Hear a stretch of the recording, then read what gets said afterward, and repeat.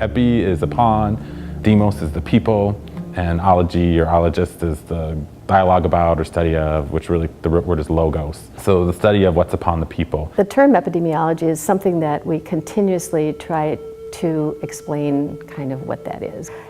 Basically, I think that it is the study of understanding the risk of whether it's disease, environmental issues. I do a bit of data analysis, as most epidemiologists do, but I also get to work with the community a lot and get to really explain the story behind their data. The Great Lakes Intertribal Epidemiology Center is in its 18th year of operation, and it was established as one of the first tribal epidemiology centers nationally.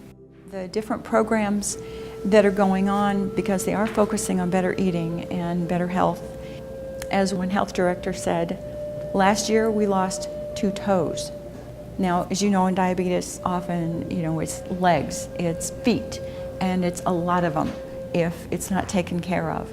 And to her, this great success was last year only losing 2 toes out of their entire population. When I first started here 8 years ago, only 3 tribes were reporting their diabetes audit data, so that you could see a general picture of those diabetes indicators throughout the region. Within about a 2 or 3 year period, in our outreach and education to tribes and inclusion, all the tribes in the Bemidji area, all 34 plus 4 urban Indian programs were collecting and reporting their diabetes audit data. And our primary responsibility is to help tribal communities collect and use data and apply it to health planning and programming and evaluation and understanding exactly how their efforts are moving forward to address the tremendous disparities that are existing in tribal communities. Inherently growing up on the reservation, I know about health disparities. I guess I didn't learn about how to think about or talk about them in an academic way, so I think it was really neat to be able to put those 2 pieces together about this is my lived experience and then this is what we can do to help and work together to fix it. Later on, after leaving the reservation and living in a different community, I can see that, oh, you mean not everybody's grandma is diabetic? I think the big difference that I noticed was the obesity rate on reservation versus off, and the diabetes rates, and I think probably cancer too, and smoking, things like that. But you don't notice them until you leave and you have something to compare them to. Oftentimes what you'll see in smaller populations is that they're lacking the sort of numbers that the wider community needs to have to really believe that there is an issue, believe that there is a problem. And if you don't have those numbers, you sort of don't exist to the wider world, to the states or to the feds. So we really do put some work into, capturing that data and then to explain to, the federal government or to the states, that people aren't just making this up. This problem is real. We help the communities by providing support for them and providing them opportunities to do interventions in their community that hopefully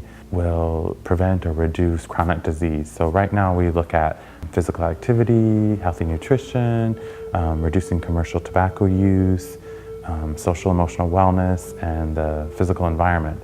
And what are some things we can do?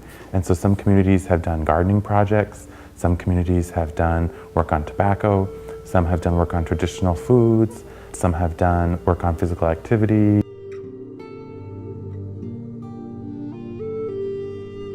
If youth were using traditional tobacco in ceremony, they were 4 times less likely to have smoked in the last 30 days or to have ever tried smoking. If they were taught spiritual tobacco use with commercial tobacco, like cigarettes, then they were 4 times more likely to have smoked in the last 30 days. It is also important data for the tribe to look at clinically where their measures are falling short and where to apply additional clinical services. For example, because they may have had a high rate of toe amputations or consequences from diabetes, which are very frequent, they may have decided to hire a podiatrist, for example, to really try and address that issue.